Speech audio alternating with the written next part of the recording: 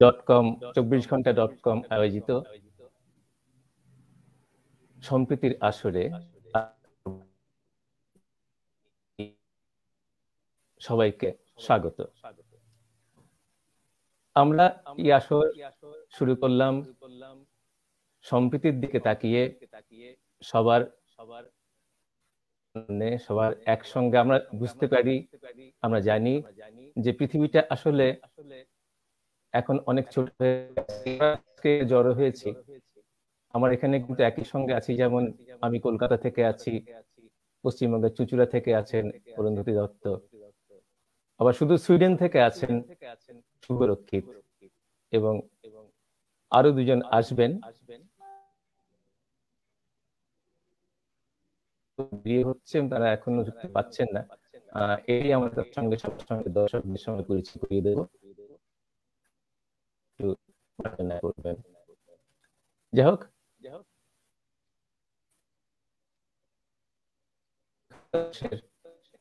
ভারত রাষ্ট্রের বলা যায় গেছে। আমরা এই প্রজাতন্ত্রের যে মিল সমস্ত থাকতে পারে যদি আমাদের মধ্যে এই সংহতি, সম্প্রীতি, প্রেম বজায় থাকে। এই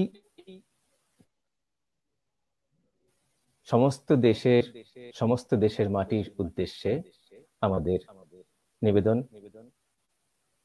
এটা শুধু ভারতবর্ষের সম্প্রীতি নয়, ভারতবর্ষের প্রজাতন্ত্র নয়, প্রজাতন্ত্রের বাণী যেটা, সেই বাণীটা সমস্ত বিশ্বে ছড়াতে চাই।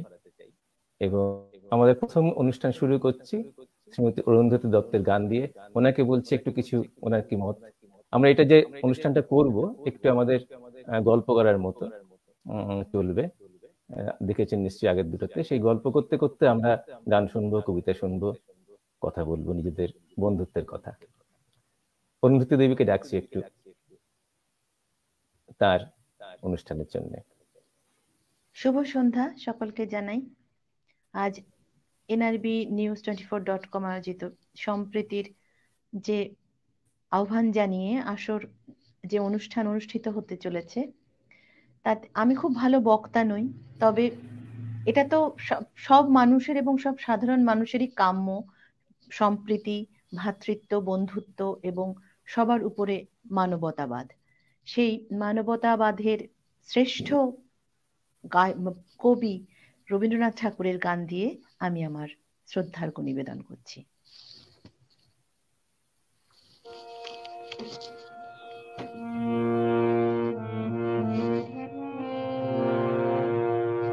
ও আমার দেশের মাটি, তোমার পরে ঠেকাই মাথা।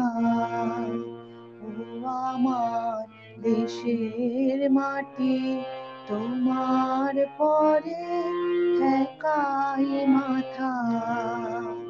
তোমাতে বিশ্বময়ী, তোমাতে বিশ্বময়ের আঁচল পাতা। ও আমার দেশের মাটি, তোমার পরে ঠেকাই মাথা।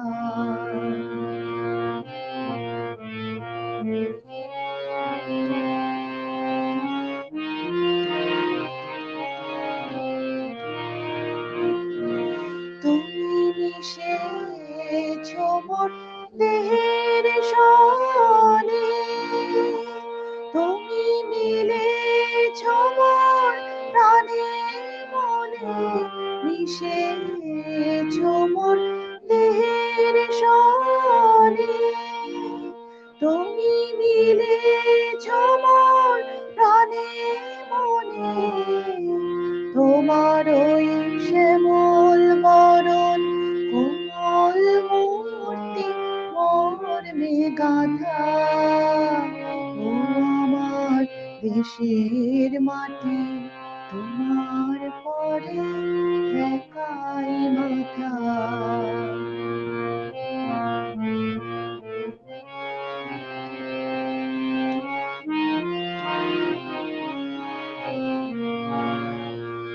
ওগো মা তোমার কোলে জন্ম আমার, মরণ তোমার বুকে। ও মা তোমার কোলে জন্ম আমার, মরণ তোমার বুকে। তোমার পরে খেলা আমার দুঃখে সুখে, তুমি অন্য মুখে তুলে দিলে, তুমি শীতল জলে জোড়াইলে, অন্য মুখে তুলে দিলে, তুমি শীতল জলে জোড়াইলে, তুমি যে সকল সহা সকল মহা মাতার মাতা। ও আমার দেশের মাটি তোমার পরে ঠেকাই মাথা, তোমাতে বিশ্বময়ী, তোমাতে বিশ্বমায়ের অঞ্চল পাতা। ও আমার দেশের মাটি তোমার পরে ঠেকাই মাথা।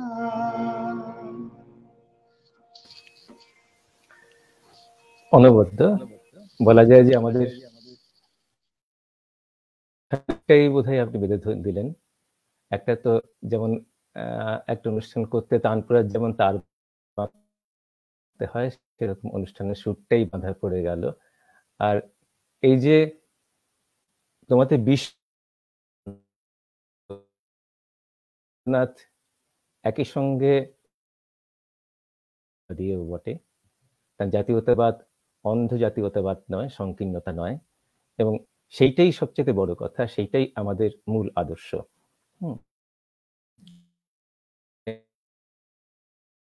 জাতীয়তা মানে নিজস্বতা বোধের, স্বকীয়তার, স্বাতন্ত্র্যের এক উজ্জ্বল। আমরা শুধু সুইডেন থেকে আছে, সুইডেনের প্রবাসী শুভরক্ষিত। শুভ আসলে চট্টগ্রামের লোক।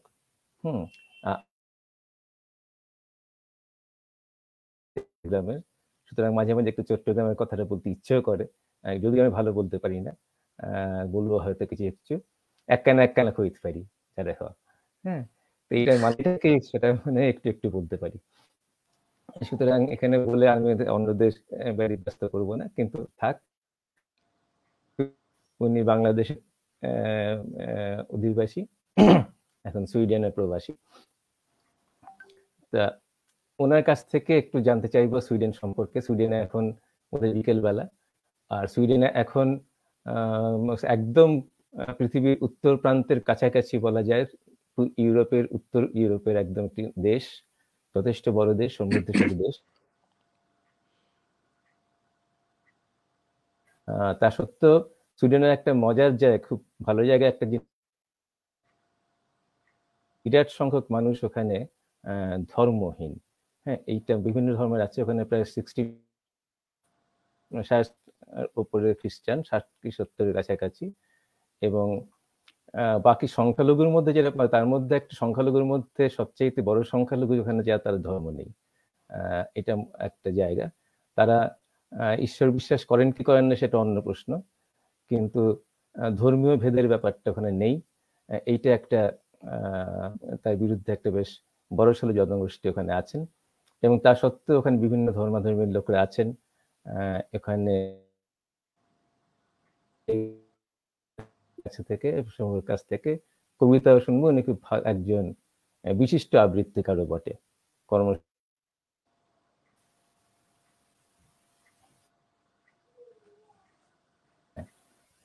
আমি যা বললাম। আমাকে শোনা যাচ্ছে?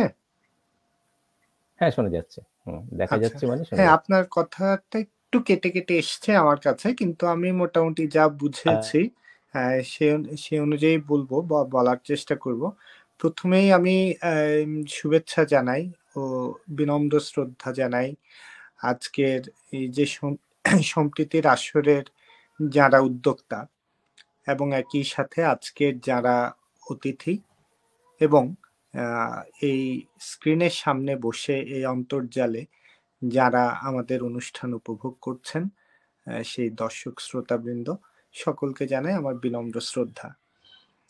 হ্যাঁ, একেবারেই ঠিক যে আপনি যেটা বলছিলেন যে পৃথিবীর উত্তর গোলার্ধের একটি দেশ সুইডেন, এবং এখানে যখন শীত পড়ে তখন মানে খুবই ভয়াবহ রকমের শীতই পড়ে, খুব ঠান্ডা, যে এখন বর্তমানে বাইরে -15, তো বোঝাই যাচ্ছে যে কি পরিমাণ ঠান্ডা। এবং একই সাথে আপনি আরেকটি কথা যেটি উল্লেখ করলেন যে এখানে অধিকাংশ জনগোষ্ঠীর একটা বিরাট অংশই হচ্ছে ধর্মহীন বলা ঠিক যাবে না, কারণ যারা আসলে ধর্মটা পালন করেন তারাও আসলে খুব যে বেশি উচ্চবাচ্য করে পালন করেন তা না। তো ফলে আসলে কে মানছে আর কে মানছে না এটা বোঝার উপায় খুবই কম। তারপরও স্ট্যাটিস্টিক্স যা বলে যে সুইডেনের একটা বিশাল জনগোষ্ঠী ধর্মে বিশ্বাস করে না। ঈশ্বর আছে কি নাই সে প্রশ্নে আমি যাব না, বা তারাও বা কতটা বিশ্বাস করেন বা করেন না এটা আমি জানি না, কিন্তু তারা ধর্মে বিশ্বাস করেন না এবং তারা মনে করেন যে মানব ধর্মই হচ্ছে শ্রেষ্ঠ ধর্ম। এই যে আমি চুরি করব না, আমি মিথ্যা কথা বলবো না, আমি অন্যের ক্ষতি করব না, আমি আরেকজনকে ঠেলে উপরে উঠার চেষ্টা করব না, মানে উনারা মনে করেন, এবং এটা আমাদের সকলেরই আসলে মনে করা উচিত বা বিশ্বাস করা উচিত যে এটাই ধর্ম। ধর্ম তো আমাদেরকে ভালোর পথে চালিত করে, এই কারণেই তো ধর্মের সৃষ্টি। তো সেই অনুযায়ী আমি বলবো যে তারা একদম ঠিক পথেই আছেন। আর যারা ধর্ম মানেনও তারাও আসলে অন্যদের ব্যাপারে খুব একটা নাক গলান না, এবং এখানে অন্যান্য ধর্মগুলো খুব ভালোভাবেই পালিত হয়। আমাদের যেমন দুর্গাপূজা বা মুসলিমদের ঈদ বা নামাজ পড়ার জন্য মসজিদ, সবকিছুই আছে এখানে, তারা কোনো কিছুতেই বাধা দেন না। এইটা তো দরকার, এটা তো আসলে এটা তো একটা নিজস্ব বিশ্বাসের ব্যাপার, নিজস্ব একটা জায়গার ব্যাপার। এবং ধর্মহীন বলতে আমি এটা বলছি না, কিন্তু ধর্ম বলতে আমরা আজকে যেটাকে ধর্ম বলে বুঝাচ্ছি আর কি, বলতে আমার চারদিকে বিশেষ করে আমাদের এই দক্ষিণ এশিয়ার যেটা দেখা যাচ্ছে, এটা বলবো না, যেটা এটাকে ভিত্তি করে ক্ষমতায়নের একটা ব্যবস্থা প্রবণতা করে এবং রাজনীতির মধ্যে ঢুকে গেছে, এবং আধুনিক যুগে যে তার থেকে বার করবার চেষ্টা করা হচ্ছে, সেখানেও কিন্তু এই ক্ষমতায়নের জন্যই তাকে ব্যবহার করা হচ্ছে। ধর্মটাকে ঠিক ধর্মের জন্য, মানুষত্বের জন্য চলে যাচ্ছে অন্য জায়গায়, এবং সেটা অস্বীকার এবং বিভিন্ন রকমের সুযোগ নিয়ে সেইটাই। হ্যাঁ, এইটার মধ্যে রাজনীতির হাতিয়ার হয়ে ওঠে। হ্যাঁ, রাজনীতির হাতিয়ার হয়ে ওঠে। জায়গা থেকে দুজন লোক আমাদের ভারতবর্ষের মধ্যে, ভারতবর্ষ বাংলা, একজন রবীন্দ্রনাথ ঠাকুর এবং আরেকজন নজরুল ইসলাম।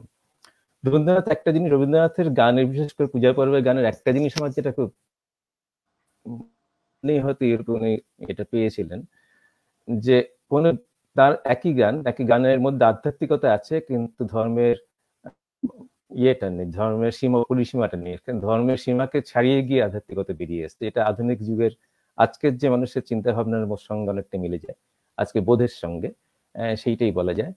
আর নজরুল ইসলাম আরেকটা জায়গায়, তিনি সবকটা জায়গা দিয়ে বোধহয় যত মত তত পথের সার্থক একটা উদাহরণ মধ্যে নজরুল ইসলাম, এইটাই একদম। হ্যাঁ, তত্ত্বপথ, কিন্তু তার এটা কিভাবে প্রয়োগ করা যায়, তার একটা, নজরুল ইসলাম তার একটা মানে সম্প্রীতির যে দুজন স্তম্ভ,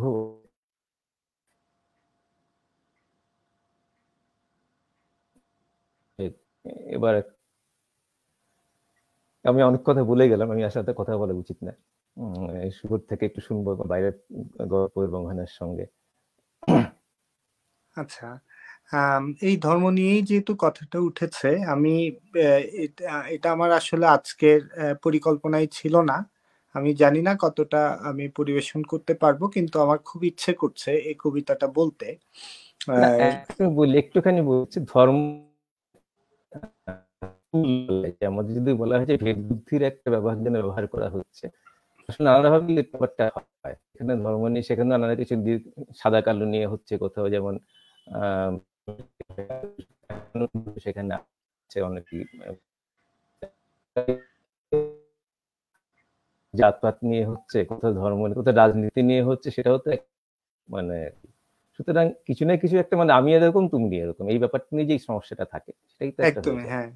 এবং এই একদম এই ঘটনারই একটি কবিতা কাজী নজরুল ইসলামের, এই যে জাতপাতের কথা বললেন না, যে জাতের বজ্জাতি, আমি জানি না কতটুকু পরিবেশন করতে পারবো, যেহেতু আমার এইটার প্রস্তুতি সেভাবে নেই, আমি আমার স্মৃতি থেকেই বলছি। কাজী নজরুল ইসলামের জাতের বজ্জাতি। জাতের নামে বজ্জাতি সব, জাত জালিয়াত খেলছ জুয়া, ছুঁলেই তোর জাত যাবে, জাত ছেলের হাতের নয়তো মোয়া। হুঁকো জল আর ভাতের হাঁড়ি, ভাবলি এতেই জাতির জান, তাই তো বেকুব করলি তোরা এক জাতিকে 100 খান। এখন দেখিস ভারত জোড়া, পচে আছিস বাসি মরা, মানুষ নাই আজ, আছে শুধু জাত শিয়ালের হুক্কা হুয়া। জানিস নাকি ধর্ম সে যে বর্ম সম সহনশীল, তাকে কি ভাই ভাঙতে পারে ছোঁয়া ছোঁয়ের ছোট্ট ঢিল। যে জাত ধর্ম ঠুনকো এত, আজ নয় কাল ভাঙবে সে তো, যাক না সে জাত জাহান্নামে, রইবে মানুষ নাই পরোয়া। দিনকানা সব দেখতে পাসনে, দণ্ডে দণ্ডে পলে পলে, কেমন করে পিষছে তোদের পিশাচ জাতের জাতা কলে। তোরা জাতের চাপে মারলি জাতি, সূর্য ত্যাজি নীলি বাতি, তোদের জাত ভগীরথ এনেছে জল, জাত বিজাতের জুতো ধোয়া। মনু ঋষি অনু সমান, বিপুল বিশ্বে যে বিধির, বুঝলে না সেই বিধির বিধি, মনুর পায়েই নোয়াশির। ওরে মূর্খ ওরে জড়, শাস্ত্র চেয়ে সত্য বড়, তোরা চিনলি নেতা চেনের বলদ, সার হলো তাই শাস্ত্র বওয়া। সকল জাতি সৃষ্টি যে তাঁর, এ বিশ্ব মায়ের বিশ্বঘর, মায়ের ছেলে সবাই সমান, তার কাছে নাই আত্মপর। তোরা সৃষ্টিকে তার ঘৃণা করে, স্রষ্টাই পুজিস জীবন ভরে, ভস্যে ঘৃত ঢালা সেজে, বাছুর মেরে গাভী দোয়া। বলতে পারিস বিশ্বপিতা ভগবানের কোন সে জাত, কোন ছেলের তার লাগলে ছোঁয়া অসুচি হন জগন্নাথ। নারায়ণের জাত যদি নাই, ওরে ভগবানের জাত যদি নাই, তোদের কেন জাতের বালাই। তোরা সৃষ্টিকে তার ঘৃণা করে, স্রষ্টাই পুজিস জীবন ভরে, ভস্যে ঘৃত ঢালা সেজে, বাছুর মেরে গাভী দোয়া। এই আর কি।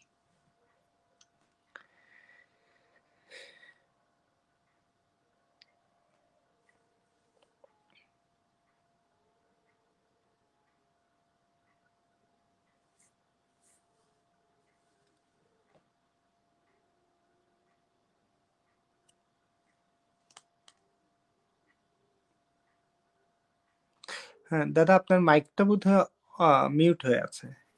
এখনো মিউট? হ্যাঁ এখন ঠিক আছে। হ্যাঁ খোলা আছে, খোলা আছে। এটা এই ল্যাপটপে আমার আওয়াজটা আসছিল না, আমি মোবাইল থেকে শুনলাম এটা, কিন্তু দেখছি পরিষ্কার আসছে। যাই হোক, ভালো লাগলো, অসাধারণ। এইটাই তো মানে ভগবানের জাত যদি নাই, বলতে পারিস ভগবানের কোন সে জাত, সেখান থেকে সূত্র ধরি, তাহলে কি করে জাত হয়? এটা একটা, এখানে লালন ফকিরের গানগুলোর কথা মনে পড়ে যায়। সব লোকে কয় লালন কি জাত সংসারে, বা এই জাতীয় গানগুলো আমাদের এখানে। এবং এটাই পরম্পরা, এটা আমাদের ঐতিহ্য বলা যায়, বয়ে চলছে। তো সেইখানের সময় তখন মনে হয় সেখানে কারো না কারোর যখন স্বার্থে আঘাত লাগে, তখন নানাভাবে সেটা ভাঙার চেষ্টা করে। এবং আমাদের সেখান থেকে সেইটাকে প্রতিরোধ করার জন্য মাধ্যমগুলোর খুব প্রয়োজন হয়ে পড়ে। হয়তো এইভাবে আমাদের জড়ো হওয়াতে সেটাই একটা কারণ বলা যায়। আমরা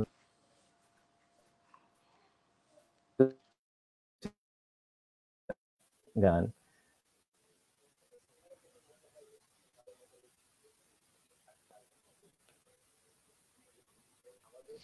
শোনা যাচ্ছে না দাদা আপনার কথা। আচ্ছা, আমার কথা কি চেঞ্জ করবো এটাকে? আমার তো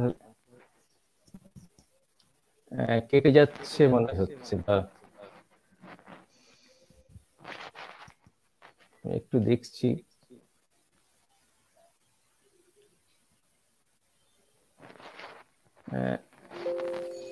একটু পরে যাচ্ছে বোধহয় আমার কথাটা, পরে পৌঁছচ্ছে। নেট তো পুরো আছে, নেট আছে, ঠিক আছে, আপনি বলুন। আমাকে বলছেন? শুনতে পাচ্ছি না।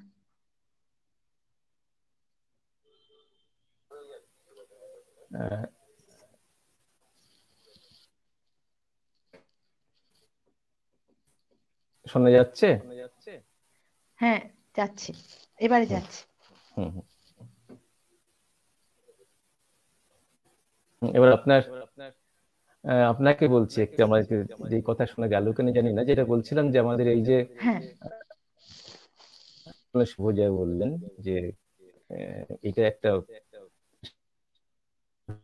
ভগবানের কোন জাত।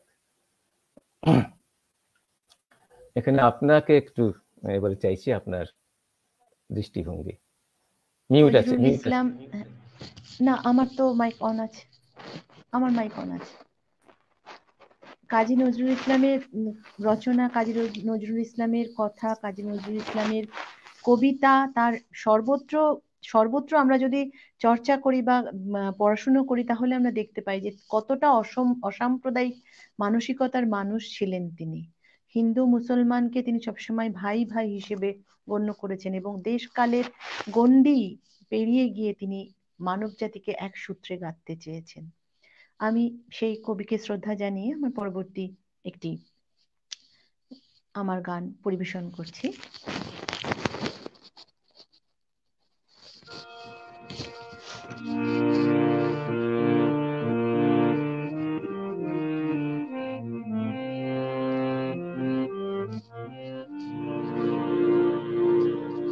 সংঘ শরণ তীর্থ যাত্রা পথে এসো মোরা যাই যাই। সংঘ শরণ তীর্থ যাত্রা পথে এসো মোরা যাই যাই। সংঘ বাঁধিয়া চলিলে, সংঘ বাঁধিয়া চলিলে অভয় সে পথে মৃত্যু নাই। যাই যাই। সংঘ শরণ তীর্থ যাত্রা পথে এসো মোরা যাই যাই।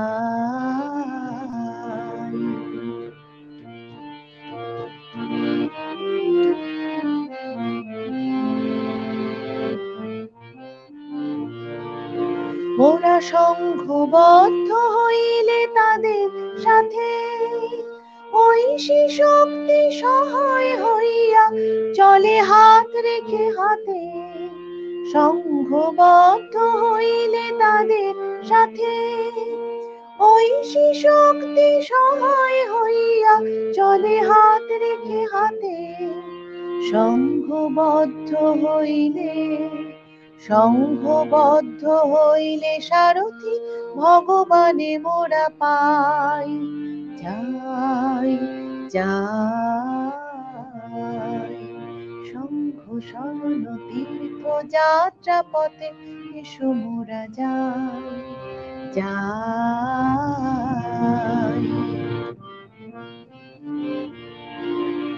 সংঘ শক্তি আসিলে সর্ব ক্লৈব হইবে। 40 কোটি মানুষ এই ভারতে ভিন্ন হইয়া থাকি ঠাই ঠাই, তাই মোরা পরাধীন। শঙ্খ শক্তি আসিলে সর্ব দৈব্য হইবে বিলীন। 40 কোটি মানুষ এই ভারতে, ভিন্ন হইয়া থাকি ঠাই ঠাই, তাই মোরা পরাধীন। মোরা সংঘবদ্ধ হই যদি একেবার, জাতীয় ধর্ম ভেদ রবে না কোয়ার।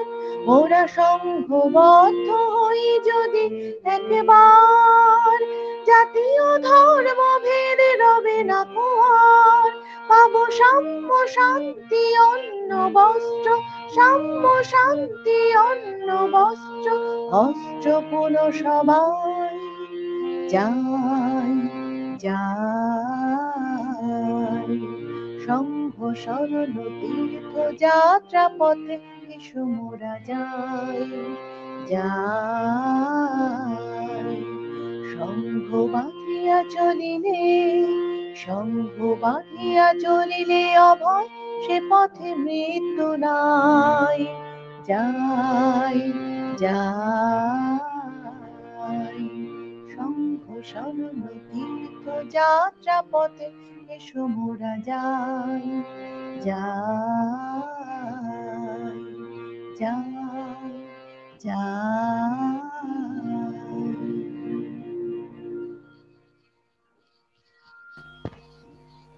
আমরা আজ সম্প্রীতির আসরে আছি এবং আমাদের শ্রদ্ধেয় গৌতম চৌধুরী তিনি আছেন উপস্থাপনায়।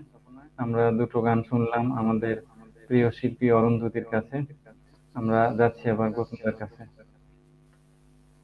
হ্যাঁ, আমি বলা একটা খুব বাজে অবস্থায় আছে, বলতে গেলে মাঝে মাঝে হয়তো কেসে ফেলছি।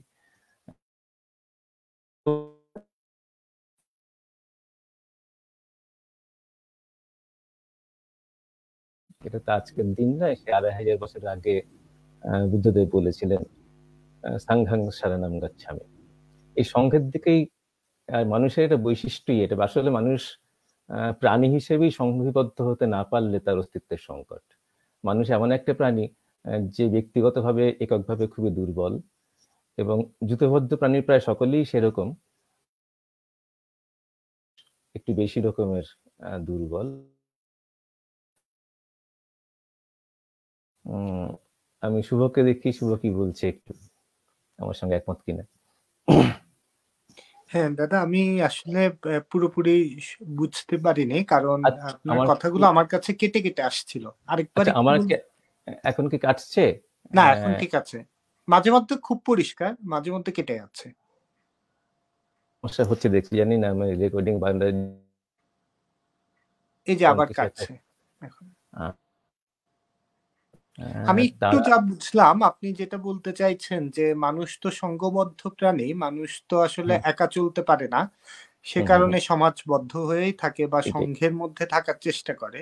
তো এই কারণে এটা একটা দুর্বলতাও বটে, এটাই তো বলতে চাইছিলেন? না, দুর্বলতা আমাদের মানুষ যেহেতু এককভাবে, অতএব সম্প্রীতিটার প্রয়োজনটা এখানে তার বাস্তব প্রয়োজন। এটা মানে শুধু একটা আমরা বলতে পারি না একটা খুব একটা যাকে ইমোশনাল একটা ব্যাপার, এটা নয়।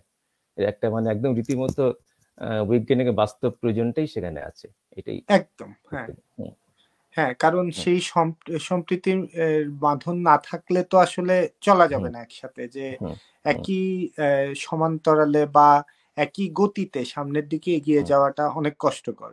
যেটা আমরা দেখি, মানে অনেক দেশে দেখি যেখানে হয়তো গৃহযুদ্ধ লেগে আছে বা বিভিন্ন কারণে, তো সেসব দেশগুলো আসলে পিছিয়ে আছে এসব কারণেই, যে একটা বিশাল জনগোষ্ঠী যখনই একই সমান্তরালে বা একই মেধা মনন নিয়ে চলবে, তখন এমনিতেই স্বয়ংক্রিয়ভাবেই সেই দেশ বা সেই জাতিগোষ্ঠী এগিয়ে যাবে সামনের দিকে। তো সে জায়গায় সম্প্রীতির ভীষণ প্রয়োজন, ভীষণভাবেই প্রয়োজন।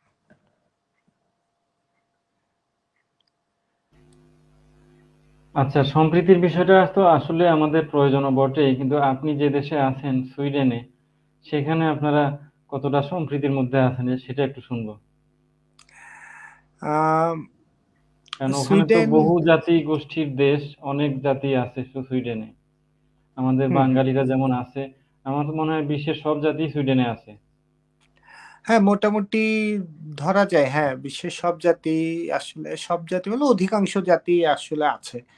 এবং এই থাকাটার মধ্যে যদি একটু বলি, যেমন যখনই কোনো একটা দেশে কোনো ক্রাইসিস তৈরি হয়, তখন কিন্তু কিছু উন্নত দেশ, সুইডেন বা এরকম জার্মানি, ফ্রান্স বা এরকম অনেকগুলো দেশ সামনে এগিয়ে আসে এবং তারা সেই সব দেশগুলো থেকে অনেক শরণার্থীকে নিজেদের দেশে ঠাঁই দেয়। তো এটা একটা সবচেয়ে বড় উদাহরণ যে তারা কি করে অন্য জাতিগোষ্ঠী বা অন্যের সংস্কৃতিকে, তারা তো জানে যে যখনই ওইসব দেশ থেকে এইসব লোকজন আসবে, তখন একই সাথে তাদের সংস্কৃতিকেও সাথে করে নিয়ে আসবে, সেটা ভালো হোক খারাপ হোক। তো তারপরও তারা এই এটাতে এগিয়ে আসে, এই শরণার্থীদেরকে ঠাঁই দেওয়ার ব্যাপারে। তো এই জায়গা থেকে আমরা বুঝতে পারি আসলে তারা কতটা মানে সম্প্রীতির দিকে বা কতটা সহনশীল এই জাতি, মানে আমি সুইডিশ জাতির কথা বলি যদি বলি। আর যখনই আমরা এখানে এসে পড়ি, আমরা পড়ালেখা করতে আসি বা শরণার্থী হিসেবে আসি বা যে কোনোভাবে চাকরি সূত্রে আসি, যে কোনোভাবেই আসি না কেন, যখনই আমরা এখানে থাকা শুরু করি দীর্ঘ সময় ধরে, তখন তো আমাদের সংস্কৃতিটাকেই আমরা বয়ে নিয়ে চলি এবং বিভিন্ন দেশের সংস্কৃতিকে। এটি আসলে এক ধরনের বিশাল সুযোগও, যে একই সাথে একই ছায়াতলে থেকে বিভিন্ন সংস্কৃতির সাথে নিজেকে পরিচিত করা, নিজেকে যুক্ত করা। এবং এটা বলবো যে এটা একটা বড় অর্জন। এবং এই এটা একমাত্র তখনই সম্ভব যখন সব ধরনের সংস্কৃতি একইভাবে আহ, আগায় বা একই মানে একটা সম্প্রীতির মধ্য দিয়ে আগায়। যদি এর মধ্যে কোনো ধরনের কোনো বিভেদ বা মতবিরোধ তৈরি হতো, তাহলে কিন্তু এতগুলো সংস্কৃতি একসাথে থাকতে পারতো না বা এখানে বসবাস করা খুবই কঠিন হয়ে যেত। সেই জায়গা থেকে বলবো যে সুইডেনে এটা খুব ভালোভাবেই আছে এবং খুব ভালোভাবেই চলছে। আচ্ছা, ওখানে কি কি সাংস্কৃতিক উৎসব হয়? সাংস্কৃতিক উৎসব বলতে এখানে খুব বড় করে যেটা হয় অবশ্যই সেটা ক্রিসমাস বা বড়দিন আমরা যেটা বলবো বলি। আর তারপরের যেটা উৎসব বড় করে যেটা হয় সেটা হচ্ছে সুইডিশরা মিডসামার ডে নামে একটা দিন পালন করে। আমি জানি না এটা অন্য কোনো দেশে আছে কিনা, আমার মনে হয় এটা একমাত্র সুইডিশ কালচার, খুব সম্ভবত, আমি যদি ভুল না হই।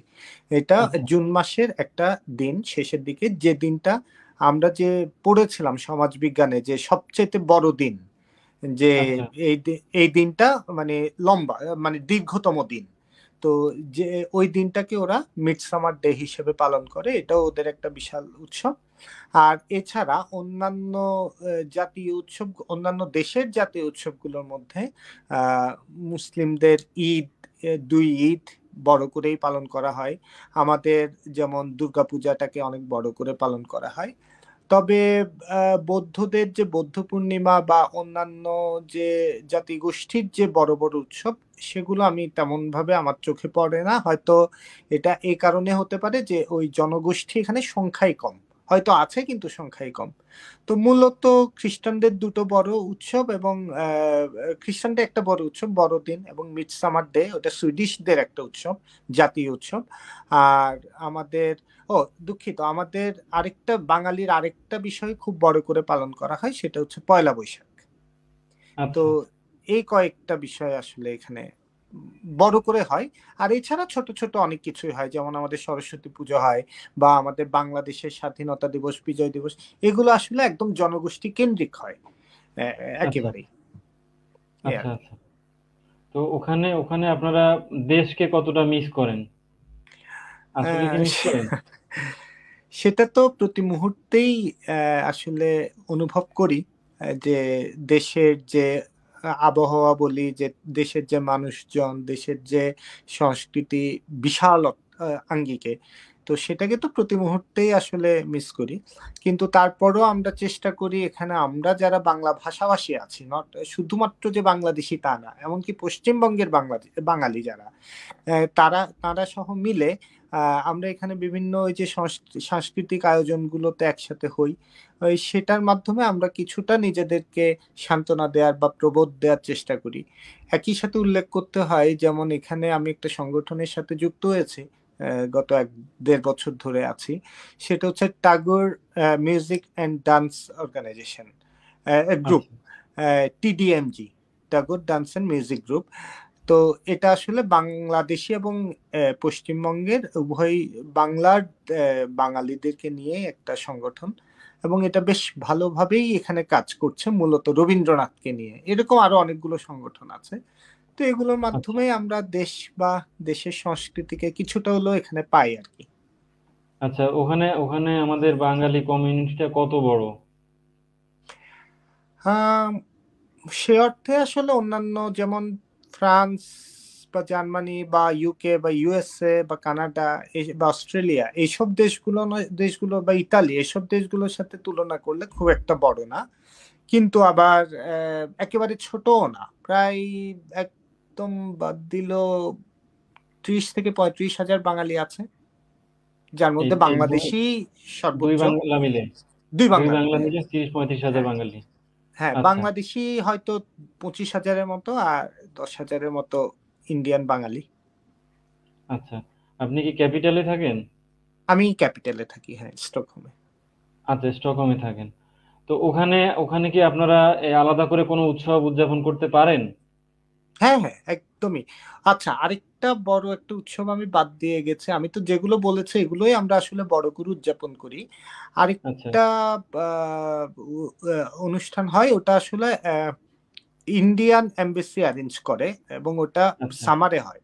সামারে হওয়ার ফলে ওটা বাইরে একদম মানে আউটডোর অনুষ্ঠান। সেটা হচ্ছে নমস্তে ইন্ডিয়া। নমস্তে ইন্ডিয়া আচ্ছা। নামে একটা বিশাল অনুষ্ঠান হয় একদম শহরের প্রাণ কেন্দ্রে, এবং ওখানে প্রচুর দর্শক আসেন, যে সুইডিশ বা বাঙালি তো অবশ্যই, তারপর ইন্ডিয়ানরা, মানে বাংলাদেশি ইন্ডিয়ানরা তো আছেই, অন্য সাথে দেশের লোকেরাও সুইডিশরা আসে, বা তাই তো? অন্যান্য দেশের লোকজনও আসেন আর কি। আচ্ছা, আচ্ছা। এবং ওনারাও এগুলোতে পার্টিসিপেট করেন, হয়তো নাচ গান বা যে কোনো তাদের ভাষায় হোক, কিন্তু করেন। আচ্ছা, আচ্ছা। আচ্ছা, ঠিক আছে। আমরা তো বাঙালিরা আমরা সারা বিশ্বেই আছি, বিভিন্ন দেশেই আছি। বিশেষ করে ইউরোপের বোধহয় সব দেশে আমাদের বাঙালিরা আছে। তো সেখানে আমাদের যে বাংলা সংস্কৃতি, আমাদের রবীন্দ্র জয়ন্তী, নজরুল জয়ন্তী, আমাদের বৈশাখ উদযাপন, বর্ষবরণ, তারপরে আমাদের ফাগুন উৎসব, আমাদের বসন্ত উৎসব, আমরা তো বাংলাদেশে যা যা করি, আমাদের প্রবাসেও আমরা সব অনুষ্ঠানই করার চেষ্টা করি। হয়তো অনেক সময় ছুটি পাওয়া যায় না, লং উইকেন্ড ছাড়া ভালো অনুষ্ঠান করা যায় না, এসব কারণে হয়তো কখনো কখনো কোনো কোনো বছর হয়তো সব ঠিকঠাক পালন করা যায় না। তো এখন কোভিড এর মধ্যে আপনারা কেমন আছেন? এখন কি আপনারা কিছু করতে পারছেন? এই মুহূর্তে আমাদের আসলে এখানে রেস্ট্রিকশনটা আবার মাঝখানে উঠে গেছিল। আমরা জমায়েত হতে পারতাম মোটামুটি 50-100 জন পর্যন্ত। এক এক ধাপে এক একটা ছিল, 50 জন ছিল, পরে 100 জন পর্যন্ত করা হয়েছিল। এখন আবার ওটাকে রেস্ট্রিকশন দিয়ে ওটাকে 20 জনে নামিয়ে আনা হয়েছে। এবং আমাদের সামনে একটা অনুষ্ঠান, যেমন সরস্বতী পুজো আসছে 5ই ফেব্রুয়ারি, ওটি হয়তো আমাদের খুব ঘরোয়া ভাবেই করতে হবে, সেখানে লোকজন জমায়েত হওয়া যাবে না। তো এই মুহূর্তে কোভিড এর কারণে একটু আমরা পিছিয়ে আছি, বা আমরা খুব সতর্কতার সাথে এই অনুষ্ঠানগুলো করছি, বা করছি বললে ভুল। যেমন গতকাল ভারতের প্রজাতন্ত্র দিবস গেল, এবং সেখানে আমাদের TDMG গ্রুপ, যে আমাদের যে Tagore dance and music group, ওখানে সেখান থেকে আমাদের অনুষ্ঠান করার কথা ছিল ভারতীয় হাই কমিশনে, কিন্তু আমরা সেটা করতে পারিনি। হঠাৎ করে যেহেতু এই রেস্ট্রিকশন চলে এসছে, আমাদের সেটা ভিডিও করে পাঠাতে হয়েছে, ভিডিও পারফরমেন্স। তো এবং সেটা তারা তাদের ওয়েবসাইটে প্রকাশ করেছে, ওয়েবসাইটে না ঠিক, যে তাদের ফেসবুক পেজে প্রকাশ করেছে। তো অনুষ্ঠানগুলো হচ্ছে, কিন্তু অনেকটা মানে করতে হবে বলে করা, ওভাবে শারীরিকভাবে উপস্থিত থাকা যাচ্ছে না, এই আর কি। আচ্ছা, এই যে আমরা অনেকের কাছে শুনি যে যারা বিদেশে থাকেন তারা অনেক সময় বাংলা বলার জন্য লোক খুঁজে পান না। বলে যে আমি 3 দিন 7 দিনও একবার কারোর সাথে বাংলা বলতে পারি না। যেখানে যাই, অফিসে যাই, কাজে যাই, বাসে যাই বা ট্রেনে যাই, সেখানে সবার সাথে ইংরেজিতে বলতে হয়। তো আপনি যেখানে আছেন, আপনি কি পাচ্ছেন, বাংলা বলতে পারছেন? হ্যাঁ, এই মুহূর্তে আমি যেখানে আছি, যেহেতু ক্যাপিটালে আছি, সেখানে তো মোটামুটি অনেক বাঙালি আছে, হ্যাঁ পারছি। তবে দেখা এর হয় আগে ওর সাথে? এটা একদমই সত্য কথা, এবং এটা আমি নিজেও উপলব্ধি করেছি। এবং আমি এই মানে শহর পরিবর্তনের এটাও একটা কারণ যে আমি আমার সংস্কৃতি পাচ্ছিলাম না, আমি আমার বাংলা ভাষাটাকে খুব করে মিস করছিলাম। আমি একে তো সুইডেন সর্ব উত্তরের একটা দেশ, আমি রাষ্ট্র, হ্যাঁ। তারও উত্তরের একটা শহরে থাকতাম, সুইডেনের উত্তরে, আচ্ছা। আরো উত্তরে, যেখানে কিনা -30 ডিগ্রি পর্যন্ত তাপমাত্রা নামতো। তো আচ্ছা। ওখানে বাঙালি খুবই কম, 150 মতো বাঙালি, তাও ইদানিং হয়েছে, এর আগে আরো কম ছিল, 120-30 জন। ফলে দেখা যেত যে প্রতিদিন কারো না কারোর সাথে দেখা হওয়া সেটা হতো না। এবং আচ্ছা। আমি মূলত ওখানেই একটা ইউনিভার্সিটিতে এসেছিলাম পড়ালেখা করতে। তো ফলে প্রতিদিন ইউনিভার্সিটিতে যাওয়া, ইউনিভার্সিটি থেকে এসে ঘরে ঢোকা, বিশেষ করে উইন্টার টাইমটাতে যখন কিনা আমি ইউনিভার্সিটিতে যখন যেতাম তখনও অন্ধকার, ইউনিভার্সিটি থেকে বের হচ্ছে যখন তখনও অন্ধকার, মাঝখানে 3-4 ঘন্টার জন্য সূর্য উঠতো। তো এমন আচ্ছা। হয়েছে অনেকদিন আমরা সূর্যের দেখাই পেতাম না, মানে অন্তত উইকডেজ গুলোতে, যে আচ্ছা। সকালে যাচ্ছে 8টা বাজে তখনও অন্ধকার, সূর্য উঠবে 9টা 9:30। আবার যখন ইউনিভার্সিটি শেষ করে আসছি তখন 3:30 4টা, তখনও অন্ধকার, কারণ 2:30 3টা বাজে অন্ধকার হয়ে গেছে। এই আচ্ছা। ধরনের একটা পরিস্থিতিও তৈরি হয়েছিল। তো এই কারণে আমার ক্যাপিটালে মুভ করা, এখন মোটামুটি পাচ্ছি। আচ্ছা, আমরা এনআরবি নিউজের যাত্রা শুরু হয় 8 বছর আগে। আমরা তখন আমাদের উদ্দেশ্যই হয় আমাদের সারা বিশ্বের বাঙালিদেরকে কি করে একই আমব্রেলার নিচে আনা যায়, কি করে শিকড়ের সাথে যুক্ত করা যায়। তো সেই প্রচেষ্টার অংশ হিসেবে আমরা আপনাকে আজকে যুক্ত করেছি। আপনি আমাদের সঙ্গেই থাকবেন। আমরা আবার শিকড়ে ফিরে যাই, আমাদের বাংলা গানে ফিরে যাই। আমাদের বিশিষ্ট সঙ্গীত শিল্পী অরুন্ধতী দত্ত আছেন, আমরা ওনার কাছে একটা গান শুনি। নিশ্চয়।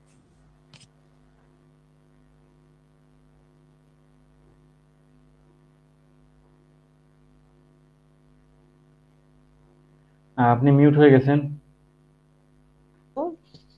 এই সকল বিষয় নিয়ে আজকের অনুষ্ঠান। সম্প্রীতি এবং মানবতাবাদের আর এক মহান কবি লালন সাঁইজির একটি গান গাইছি। আসলে এই ধর্ম বিভেদ এ তো মানুষেরই সৃষ্টি, জাতি ভেদ সবকিছু আমরা মানুষরা নিজেরাই সৃষ্টি করেছি। তো এই গানটিতে সেই কথাই বলা হয়েছে যে আসলে এগুলো থেকেও আরো বেশি মহান হচ্ছে মানুষের মধ্যে মানুষের যে ভ্রাতৃত্বের বন্ধন, সেটি।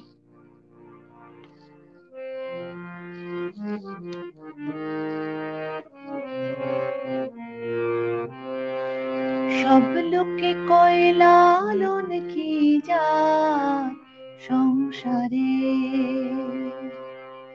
সব লোকে কয় লালন কি জাত সংসারে, লালন বলে জাতির বিচার, লালন বলে জাতির বিচার, দেখলাম নাই নজরে, সব লোকে কয় লালন কি জাত সংসারে, লালন বলে জাতির কি রূপ, দেখলাম নাই নজরে, সব লোকে কয় লালন কি জাত সংসারে।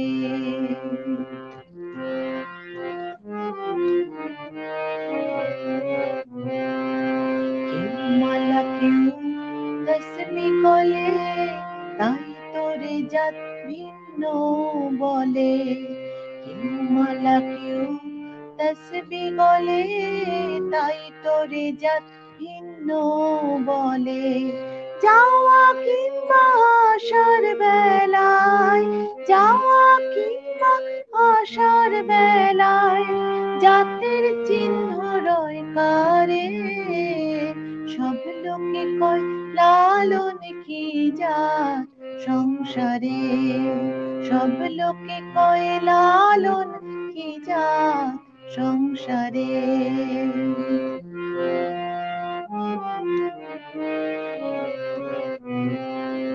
সুন্নত দিলে হয় মুসলমান, নারীর তবে কি হয় বিধান। সুন্নত দিলে হয় মুসলমান, নারীর তবে কি হয় বিধান। বামুন চিনে পৈতের প্রমাণ, বামুন চিনে পৈতের প্রমাণ, বামনি চিনে কি প্রকারে, সব লোকে কয় লালন কি জাত সংসারে, সব লোকে কয় লালন কি জাত সংসারে।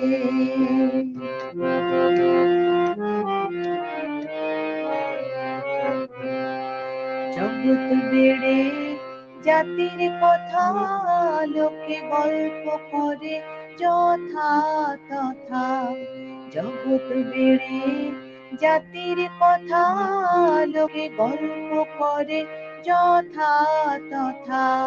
লালন বলে জাতির ফাতনা, লালন বলে জাতির ফাতনা, ডুবাইছি সাদ বাজারে, সব লোকে কয় লালন কি জাত সংসারে।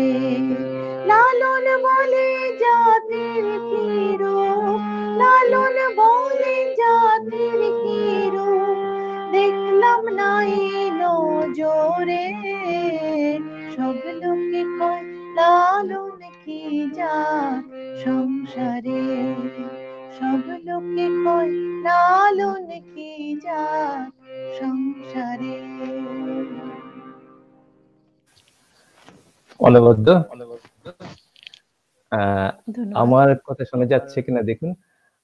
যেইটা বলতে আমাদের প্রায় অনুষ্ঠানের শেষের দিকে চলে এসেছি। শুভর কাছ থেকে এবার একটু কবিতা শুনবো, একদম সরাসরি কবিতা। অনেকক্ষণ গল্প করলাম শুভর সঙ্গে, একটু কবিতা শুনবো, আরেকটি কবিতা। গতকালই যেহেতু ভারতের প্রজাতন্ত্র দিবস গেল, আমি সেটার সাথে সম্পর্কিত একটি কবিতা পড়ছি। আমাদের চট্টগ্রামের লেখক কবি সুজন বড়ুয়া, তার লেখা একটি কবিতা কৃষ্ণচূড়ার কাছে।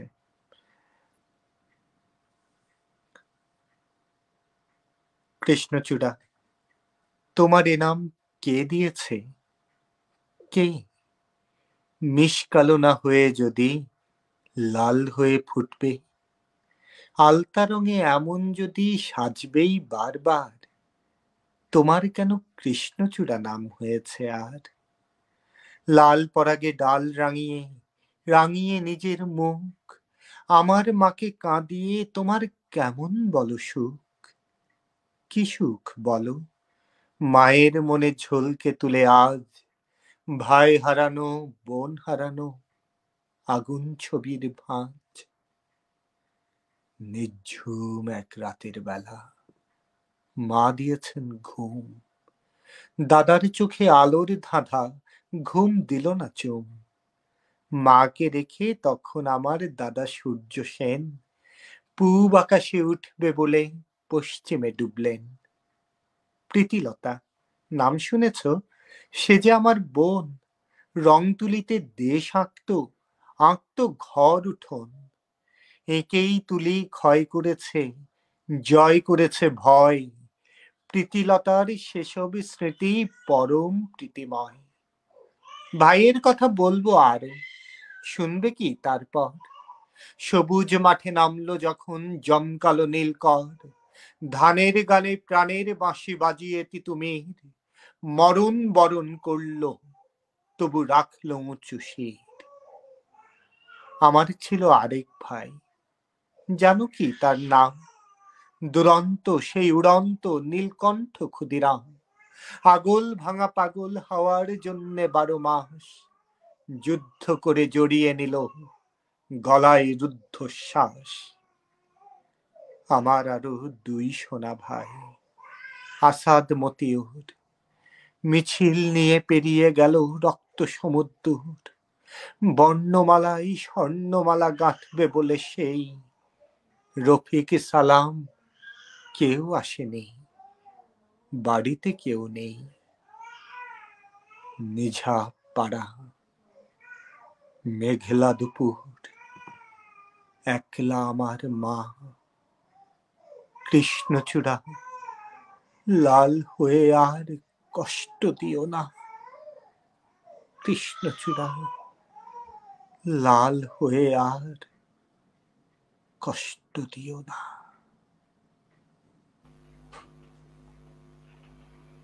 দারুণ একটা কবিতা। এরপর কথা বলা যায় না আর কি। হ্যাঁ, সুজন বড়ুয়া খুব সুন্দর লিখেছেন, দারুণ একটা কবিতা। আমরা ওনার কাছে আর একটু শুনবো। চট্টগ্রামের অনেক অনেক আঞ্চলিক গান আছে এবং খুব সুন্দর কিছু আছে, চট্টগ্রামের কিছু কথা শুনবো। তার আগে আমরা একটু আমাদের আজকের অনুষ্ঠানের যিনি উপস্থাপনা করছেন গৌতম চৌধুরী, ওনার কাছে একটা কবিতা শুনি। আমরা তো শেষে চলে এলাম, আপনার কাছে একটা কবিতা শুনি। হ্যাঁ, আমাদের শেষের দিকে পৌঁছে গেছে। আসলে শুরু করতে যে অসুবিধাটা হলো, অনেকেই আসতে পারছিলেন না, ঢুকতে পারছিলেন না, এবং অনেকেই এসে পৌঁছে ঢুকতে পারেননি বোধহয়।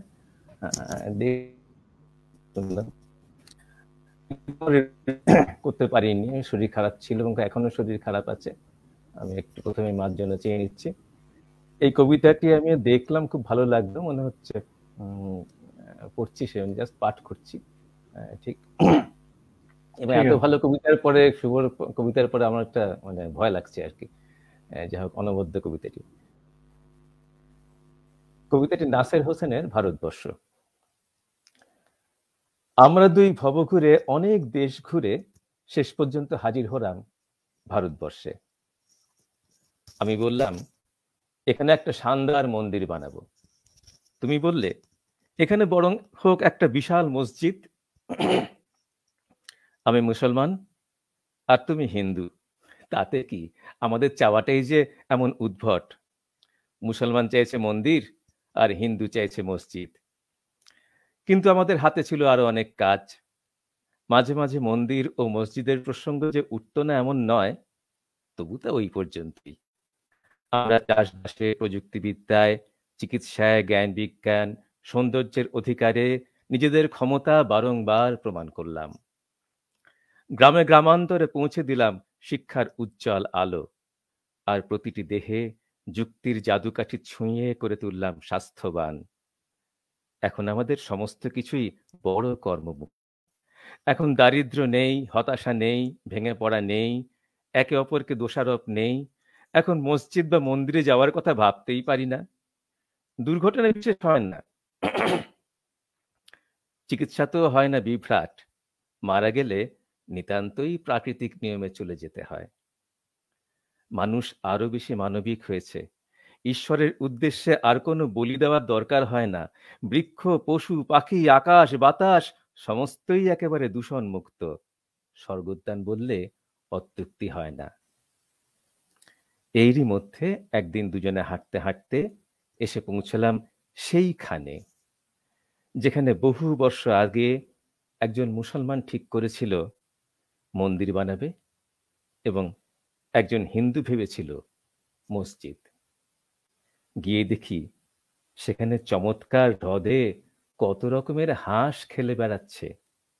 চারপাশে বাগানে কত পাখি, পুরুষ, নারী আর বাচ্চাদের হই হুল্লোড়ে জমে উঠেছে তুমুল পিকনিক।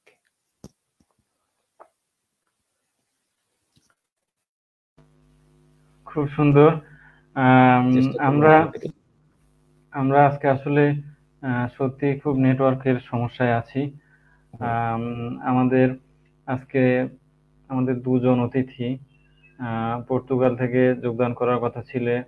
আমাদের শ্রদ্ধেয় রানা তসলিম উদ্দিন, তিনি ওখানকার লিসবন সিটি কর্পোরেশনের কাউন্সিলর এবং প্রায় উনি 4 দশক থেকে থাকেন পর্তুগালে।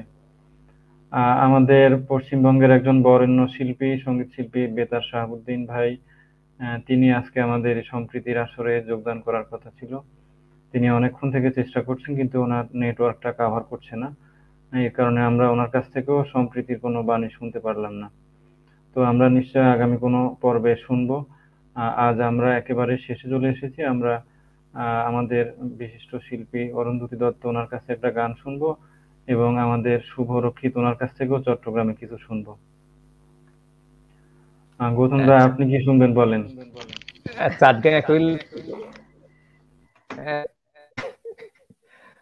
বুঝতে পারবে না তো,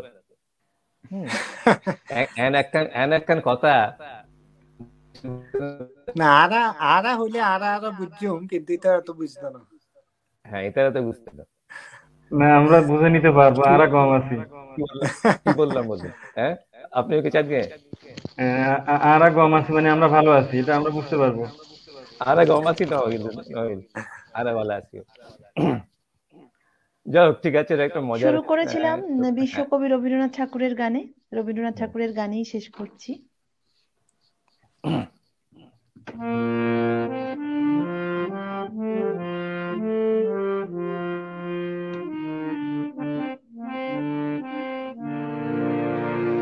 এবার তোর মরা গাঙে বান এসেছে, জয় মা বলে ভাষা তোরি।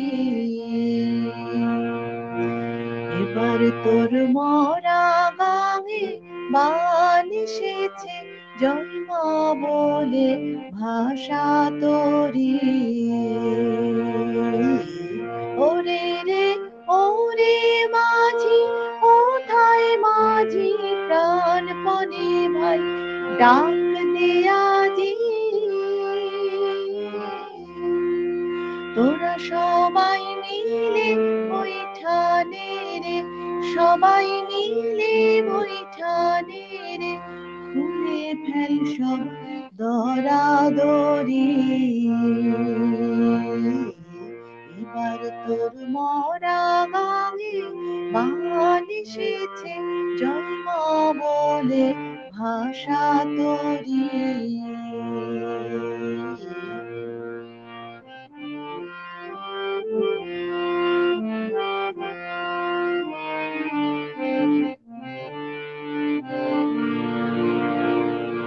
দিনে দিনে বাড়লো দেনা, ও ভাই করলি নে কেউ বেচা কেনা, হাতে নাই রে দরা দড়ি। দিনে দিনে বাড়লো দেনা, ও ভাই করলি নে কেউ বেচা কেনা, হাতে নাই রে কড়া কড়ি। ঘাটে বাধা দিন গেল রে, মুখ দেখাবি কেমন করে। ঘাটে বাধা দিন গেল রে, মুখ দেখাবি কেমন করে। ওরে দে খুলে দে পাল তুলে দে, দে খুলে দে পাল তুলে দে, যা হয় হবে বাঁচি মরি। এবার তোর মরা গাঙে বান এসেছে, জয় মা বলে ভাষা তোরি।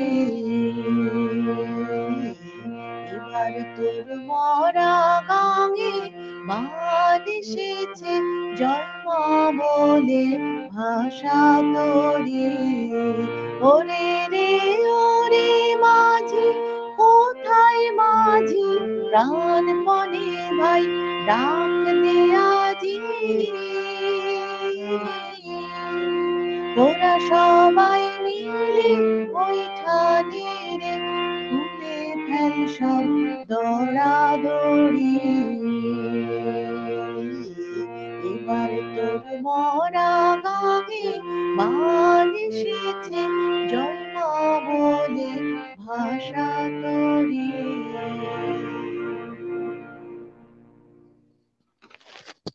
শেষ কথা। এবার ভাষাভাস তৈরি ভাষাভাস সময় হলো। একটু শুভর কাছে গিয়ে আমাদের তৈরি ভাষানোর সময় হলো এবং আমাদের অনুষ্ঠানে শেষ করতে হবে। শুভকেই বলছি অনুষ্ঠানের রাশ টানতে। আম, শেষের আগে আবারও ধন্যবাদ জানাতে চাই আজকের সম্প্রীতির আসরের যারা আয়োজক, এবং আপনাকেও দাদা, আপনার কারণেই হয়তো এই এত সুন্দর একটা অনুষ্ঠানে আসতে পেরেছি। এবং আজকের অনুষ্ঠানের অতিথি অরুন্ধতী দি খুবই ভালো গাইলেন, খুব আপ্লুত হচ্ছিলাম যে গান শুনছিলাম। এবং আজকের যারা দর্শক শ্রোতা তাদেরকে আবারও ধন্যবাদ জানাই এবং শ্রদ্ধা জানাই। আমি কবিগুরু রবীন্দ্রনাথ ঠাকুরেই শেষ করতে চাই তার একটি কবিতা নববেশ, এর মাধ্যমে আমরা অনুষ্ঠান শেষ করব। সেদিন কি তুমি এসেছিলে ওগো, সে কি তুমি মোর সভাতে, হাতে ছিল তব বাঁশি, অধরে অবাক হাসি। সেদিন ফাগুন মেতে উঠেছিল মদবীয় ভল শোভাতে, সে কি তুমি ওগো, তুমি এসেছিলে সেদিন নবীন প্রভাতে, নব যৌবন সভাতে। সেদিন আমার যত কাজ ছিল সব কাজ তুমি ভুলালে, খেলিলে সে কোন খেলা, কোথা কেটে গেল বেলা। ঢেউ দিয়ে দিয়ে হৃদয়ে আমার রক্ত কমল দুলালে, পুলকিত মোর পরাণে তোমার বিলল নয়ন বুলালে, সব কাজ তুমি ভুলালে। তারপরে হায় জানি না কখন ঘুম এলো মোর নয়নে, উঠিনু যখন জেগে ঢেকেছে গগন মেঘে, তরুতলে আছি একেলা পড়িয়া দলিত পত্র শয়নে। তোমাতে আমাতে রত ছিন যবে কাননে কুসুম চয়নে, ঘুম এলো মোর নয়নে। সেদিনের সভা ভেঙে গেছে সব আজি ঝড়ো ঝড়ো বাদরে, পথে লোক নাহি আর, রুদ্ধ করেছি দ্বার। একা আছে প্রাণ ভূতল শয়ান আজিকার ভরা ভাদরে। তুমি কি দুয়ারে আঘাত করিলে, তোমারে লব কি আদরে, আজি ঝড়ো ঝড়ো বাদরে। তুমি যে এসেছ ভস্মমলিন তাপস মূরতি ধরিয়া, স্তিমিত নয়ন তারা ঝুলিছে অনল পারা। সিক্ত তোমার জটা জুটো হতে সলিল পড়িছে ছড়িয়া, বাহির হইতে ঝড়ের আধার আনিয়াছ সাথে করিয়া, তাপস মূরতি ধরিয়া। নমি হে ভীষণ মৌন রিক্ত, এসো মোর ভাঙা আলয়ে। ললাটে তিলক রেখা যেন সে বহ্নি লেখা, হস্তে তোমার লৌহ দণ্ড বাজিছে লৌহ বলয়ে। শূন্য ফিরিয়া যেও না অতিথি, সব ধন মোর নালয়ে। এসো এসো ভাঙা আলয়ে, এসো এসো ভাঙা আলয়ে। চমৎকার, চমৎকার পরিবেশনা। আপনি সেই সুদূর সুইডেন থেকে আমাদের সঙ্গে যুক্ত হলেন এবং আপনার যে কবিতা চর্চা করছেন সেখানে বসে খুবই ভালো লাগলো। আমরা আমাদের আজকে যারা দর্শক আছেন তাদের মধ্যে কয়েকজন কাছে শুনতে পাচ্ছি এবং আমাদের চেনাও আছে, কমেন্ট করেছেন, তারা চট্টগ্রামের। আমাদের হাজী শহীদুর রহমান খোকন, তিনি চট্টগ্রাম থেকে আমাদের অনুষ্ঠান দেখেন নিয়মিত। তিনি বলছেন, তিনি আরেকজন আছেন, তিনি হলেন শুভেচ্ছা রিমা। তিনি বলছেন যে তিনি চট্টগ্রামের আঞ্চলিক ভাষা বুঝতে পারবেন। শুভেচ্ছা রিমা আমার বোন। আচ্ছা, খুব ভালো। যদিও সে কলকাতায় থাকে, পশ্চিমবঙ্গে কলকাতায় থাকে সে এখন। আচ্ছা, তাহলে তো তিনি সেখানে বসেও চট্টগ্রামের ভাষা মিস করছে। আমরা তাহলে আরো বেশি চট্টগ্রামের ভাষা মিস করার কথা কলকাতায়, কারণ ওখানে চট্টগ্রামে আঞ্চলিক ভাষায় কথা বলার মতো লোক খুব একটা থাকার কথা না। লোক আছে ওখানে, বিরাট একটা অংশ আছে, আমরাই তাদের মধ্যে একজন বলা যায়, কিন্তু আমরা বলি না, আমরা বলতে এখন ভুলে গেছি, আমাদের মারা বলতে, কিন্তু ওরা এখন। তাহলে তো আমরা চট্টগ্রামের আঞ্চলিক ভাষায় একটা আসর করতে পারি, অন্তত আজকে থেকে তাহলে শুরু হোক। সেটা করা যায়। এখানে একটা সত্যি সত্যি হতো, একটা চট্টগ্রাম পরিষদ বলে একটা জায়গায় আছে, যারা চট্টগ্রাম নিয়েই কথা বলে। হ্যাঁ, ওরা আসলে বোধহয় এখনো অনুষ্ঠানটা করে, কারণ আমার করে। মাসিও আছেন কন্যগড়ে, ওনারা কন্যগড়েরটা করেন এবং পুরো আসলে কলকাতা জুড়েই আছে এই চট্টগ্রামের লোকদের একটা এই প্রবণতা আছে, ওটা নিজেদের জেলা নিয়ে একটা আলাদা ধরনের ব্যাপার, মানে কি বলা যায়, আমি হাসতাম এটা নিয়ে। না, এটা অন্য জেলার বেলায়ও আছে। আমরা বরিশাল সমিতি দেখেছি, তারপরে নোয়াখালী সমিতি দেখেছি, তারপরে সিলেট অঞ্চলেরও অ্যাসোসিয়েশন আছে, জালালাবাদ অ্যাসোসিয়েশন। হ্যাঁ, মোটামুটি অনেক জেলারই আছে এবং কলকাতাতেও আছে, কিন্তু তারা কতটা সক্রিয় সেটা আমরা জানি না। তো যাই হোক, আমরা অন্তত 2-4 মিনিট তো চট্টগ্রামের আঞ্চলিক ভাষায় কথা বলতেই পারি। আসলে কলকাতায় চট্টগ্রামের বিষয়টা প্রাধান্য পাওয়ার একটা কারণ আছে। এই যে আমাদের যে ব্রিটিশ বিরোধী আন্দোলনে, এই যে আমি একটা কবিতা পড়েছিলাম যে কৃষ্ণচূড়ার কাছে, ওখানে সূর্য সেনের কথা এসেছে, প্রীতিলতার কথা এসেছে, বা এরকম আরো অনেক বিপ্লবী যারা ছিলেন তারা অনেকেই চট্টগ্রামের ছিলেন। তো এই কারণে যেহেতু ব্রিটিশ বিরোধী আন্দোলনটা সমগ্র ভারতবর্ষে জুড়ে ছিল, তো এবং বিশেষ করে কলকাতা এবং বাংলাদেশ কেন্দ্রিক, তো এই কারণেই কলকাতাতে, বিশেষ করে কলকাতাতে চট্টগ্রামের একটা প্রাধান্য বা একটা সাংস্কৃতিক একটা মেলবন্ধন এখনো আছে। আরেকটা কথা বলা যায় যে বাংলার দুটো জায়গা থেকে সবচেয়ে বেশি বোধহয় একটা বিরাট রকম ভাবে এই সশস্ত্র আন্দোলনের মধ্যে একটা বিরাট আঘাতের মধ্যে ছিল। একদিকে রয়েছে মেদিনীপুরের আন্দোলন খুব বড় করে হয়েছে, এদিকে রয়েছে চট্টগ্রাম। এই কোনা থেকে যেন যাই হোক, এখানে আমরা সেটা এখন বলতে গেলে আজকে বেশ সুন্দর একটা আড্ডা জমে উঠেছে, কিন্তু আমাদের শেষ করতে হবে। কিন্তু এই যে আমাদেরকে বলছে শুভেচ্ছা রিমা বলছে যে অনরা ব্যাগুন বালা থাকুই, তো আরে বালা থাকুন পরিব, আমরা সবাই বালা থাকুন। শুভদা, আপনি আঞ্চলিক ভাষায় বলে শেষ করেন। কিন্তু খোকন বদ্দার তাই উনি কইয়ে চাটগার ভাষা শিখতে উমর বদ্দার বহুত সময় লাগবে, নৌ বদ্দা আর বেশি সময় নো লাগবে, তোমার কাছ থেকে শিখে ফেলাইব। তো আমরা যেহেতু আপনাকে পেয়েছি, আমরা চট্টগ্রাম আঞ্চলিক ভাষায় আজকে শেষ করতে চাই। আপনি শুভদা, আপনি শেষ করুন তাহলে। সবাইকে সবার কাছ থেকে বিদায় নিন, সবাইকে শুভেচ্ছা জানিয়ে আমরা বিদায় নেব। চট্টগ্রামের ভাষায় বলতে হবে? জি, চট্টগ্রামের ভাষায় বলুন একটুখানি।